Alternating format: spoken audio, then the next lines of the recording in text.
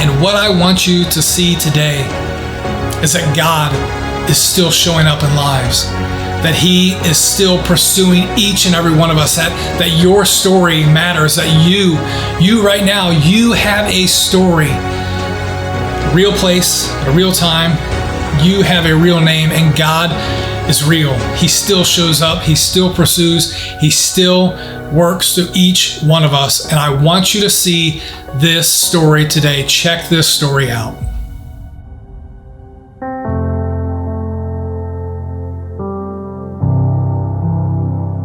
Hello, my name is Isaac Ditmore, and this is my story.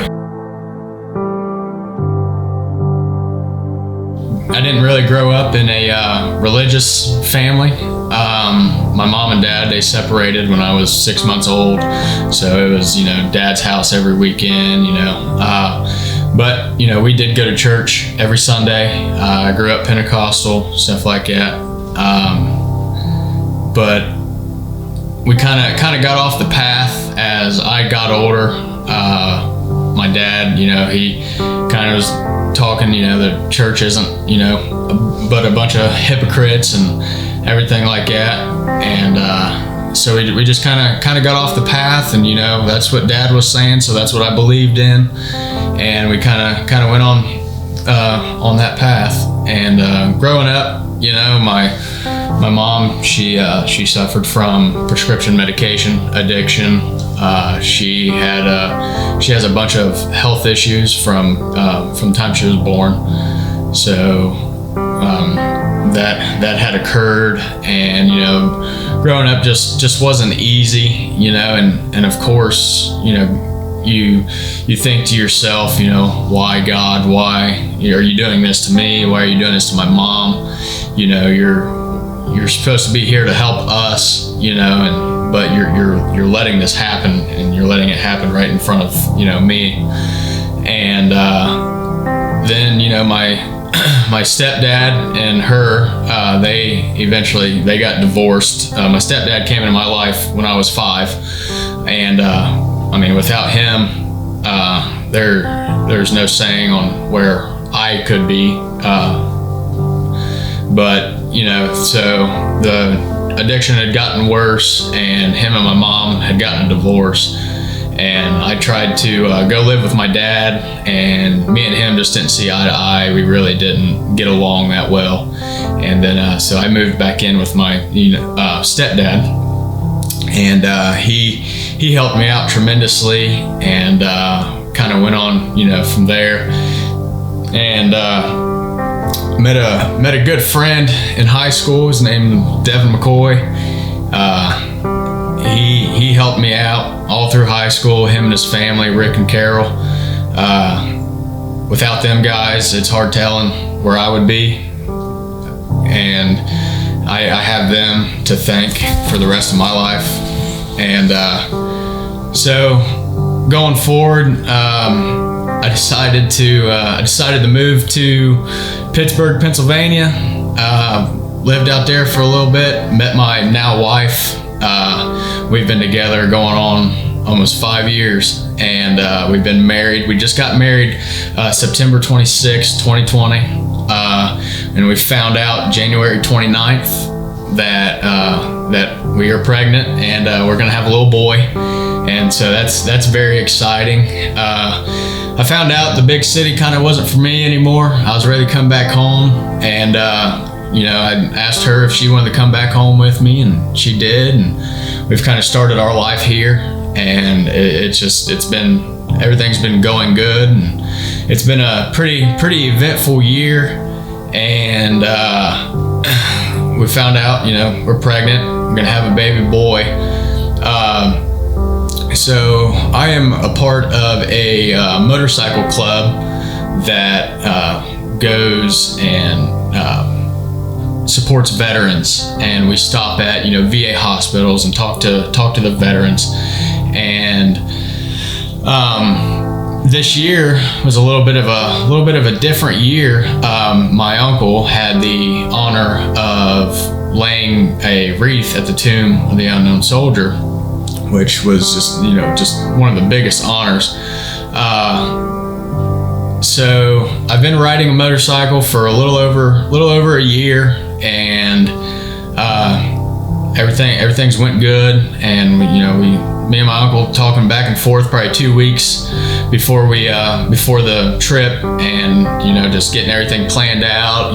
Everything's good, so that way we had everything good to go when the time was to come.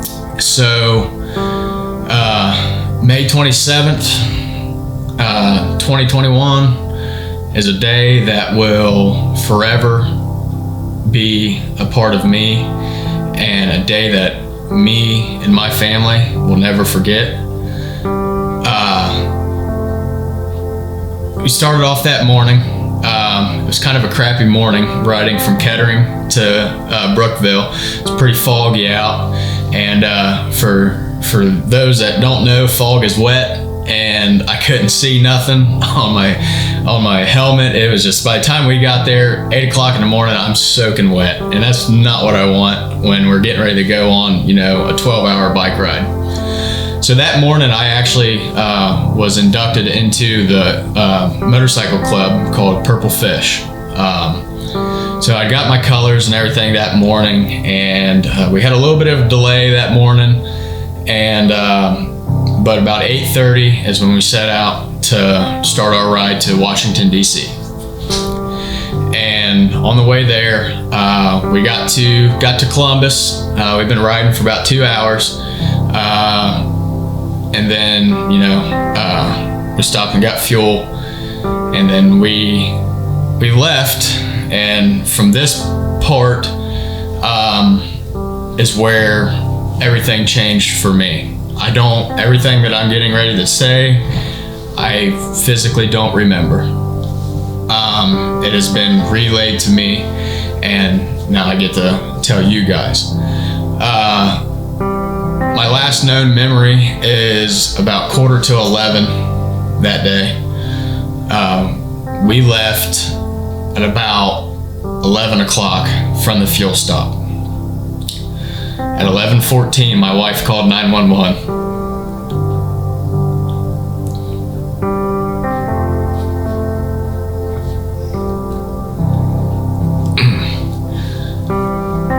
Another rider had went down, wrecked his motorcycle, and he had caught my motorcycle. We were on the east side of Columbus doing 70 miles an hour, and I went from the left lane to the right lane, hitting the guardrail, and was ejected off the motorcycle. While all this is happening, it's happening at 70 miles an hour, and that's the scary part. Is out of all this, it was 70 miles an hour, and was ejected off the motorcycle and was laying there in the grass. While the whole time my wife seen everything, not knowing it was me at the time, because she was a little bit further back. There was about 40 motorcycles there, 30 to 40 motorcycles. I was about halfway in the group. So I'm laying there. My cousin was 2 motorcycles behind me. He gets to me. I explained to him, I said, my leg is broke. He looked at me and says, I know. And so, my wife gets up to me and she realizes it's me. I'm very thankful that I don't remember her reaction, because it's something that, I don't think I would have been able to handle. But the paramedics got there, and one of the questions I asked my wife was, when did you know I was going to be okay? And she had told me that there was another ambulance there. A Cardinal had landed on top of the ambulance and then had taken off again. And she said, that's when I knew you were going to be okay. She said, I knew your papaw was with you at that point. So we get to the hospital, and of course, they got me on all sorts of medications, and I'm a very entertaining person when a lot of medications are injected into me. So they went in. Well, my injuries, At the time, all we had known was I had a broken femur. My left femur was broken. I don't know if you all see, but right here is a scar where they opened me up, and I've currently got screws and I've got a rod going from my knee to my hip. So at that time, that's all we knew.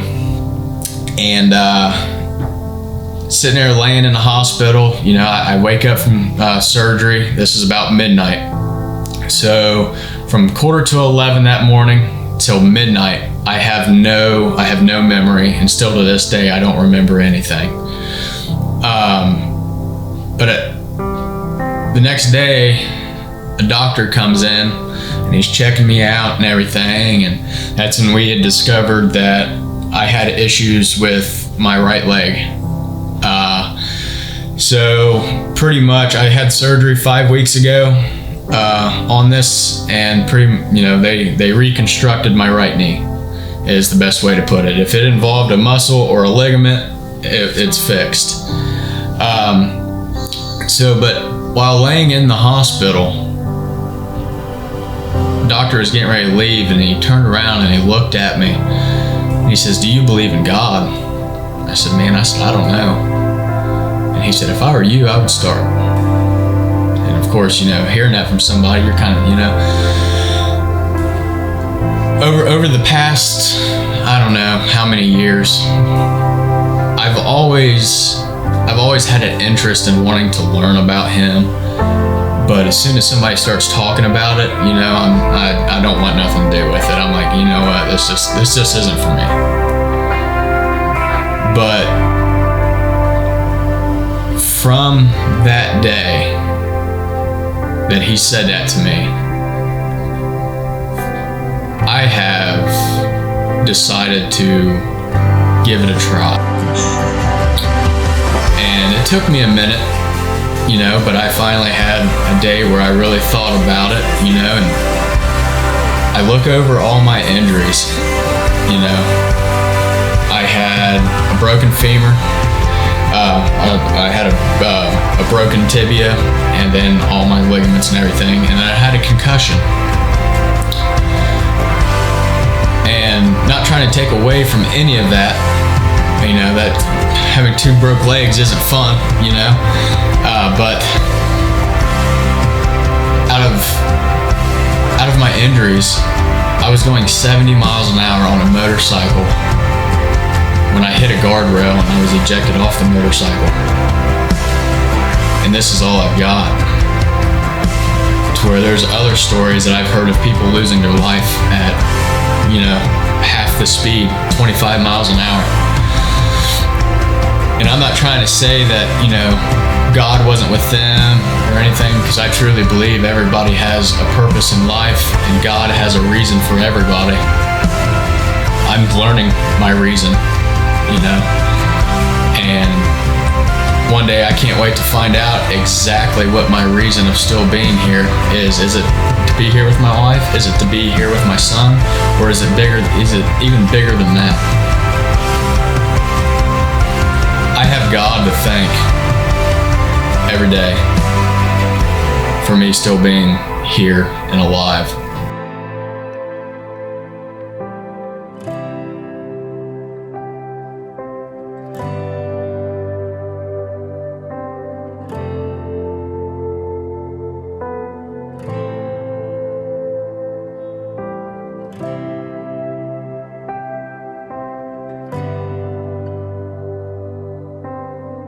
And I don't know how to explain healing. Ever since I've accepted healing in my left leg, today is July 12th. This happened a little over a month and a half ago, or a month and a half ago, and I have full range of motion in my left leg. Which full range of motion is 130 degrees. 5 weeks ago, I had reconstructive knee surgery. Today, I'm at 115 degrees. Tell me God hasn't put his hand on me.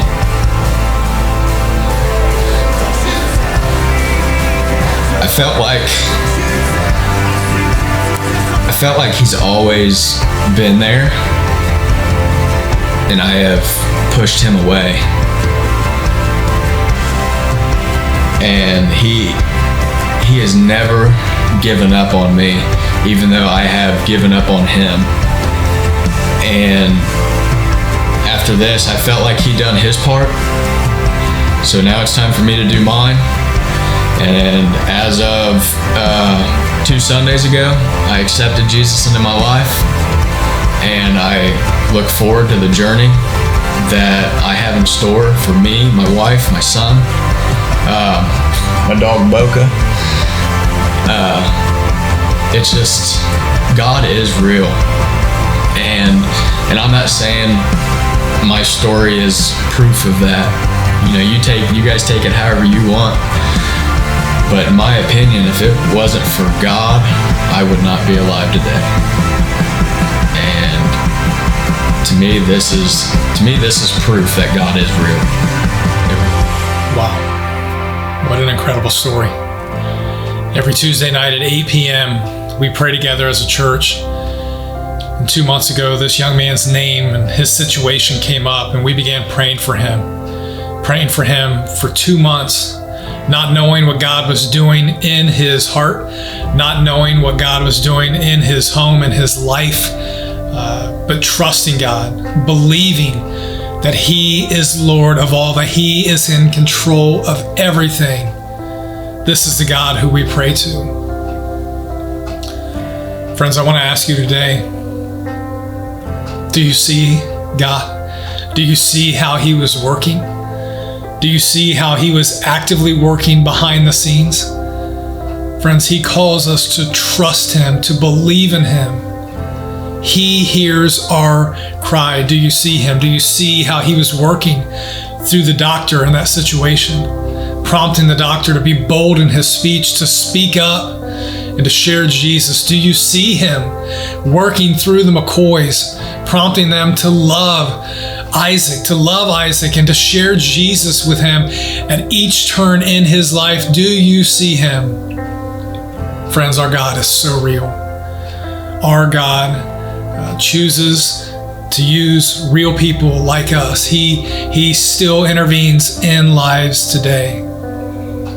Do you see him? Same story. I want to share one more perspective with you.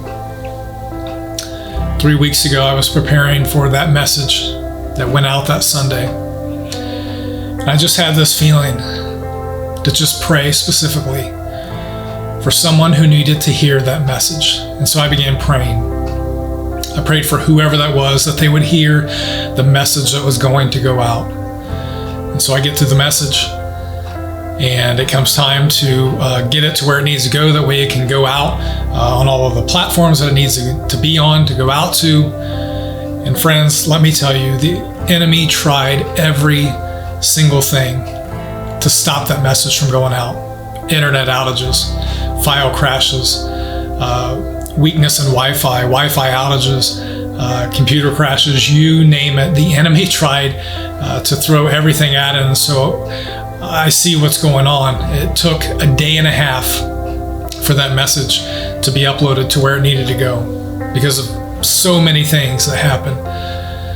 And so I reached out to Pastor Tim, I reached out to Pastor Kevin, and I said, hey guys, I said, the enemy is trying so hard for this message not to go out this week. Would you please pray right now for the heart that needs to hear this message? And so the message goes out, Sunday comes, and if I'm being honest with you, it was just one of those days where I just wondered, did anyone hear this?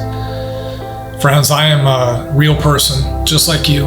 I go through the same emotions that you do. And if I'm being honest, I felt very defeated.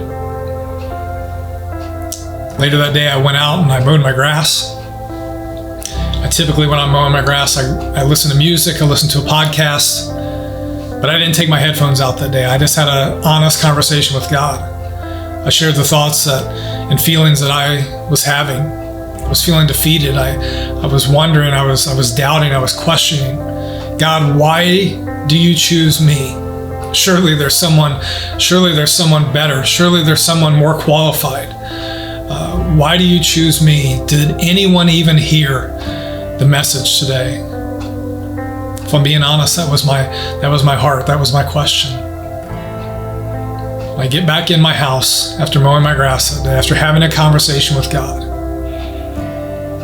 I look at my phone, and there's a message on there from Carol McCoy. Listen to the message that she sent me. So 2 Sundays ago, Carol McCoy had reached out to me and had passed on, the link to be able to watch the church online. And I kind of didn't want to, but at the same time, I was like, okay, what's it gonna hurt, So as I was watching it on my phone, Pastor Jed was, I can't remember exactly what he was saying, but I had to look at my phone a little weird because it's, am I talking to this guy through my phone? Is he talking to me? Does he know? And that just, it kind of baffled my mind. So after, I watched the whole thing, there at the end it says, if you accept Jesus today, text this number.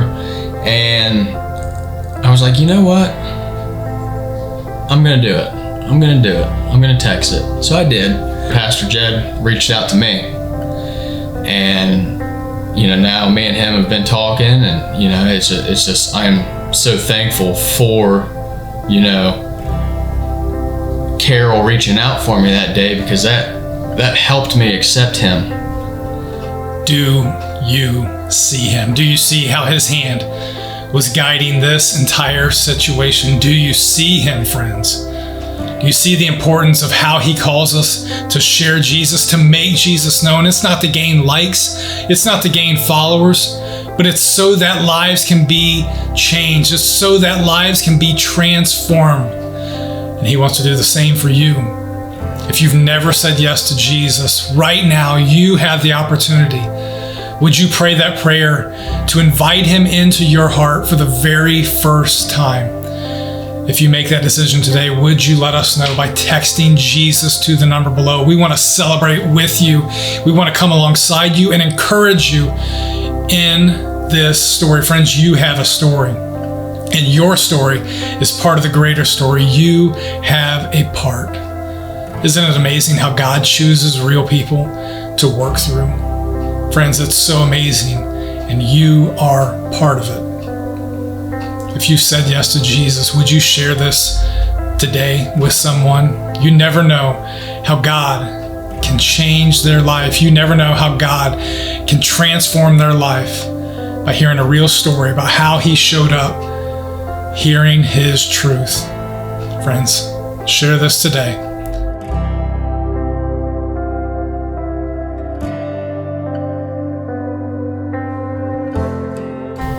Ever since I have accepted him, just in 2 weeks, I can see a difference already in myself,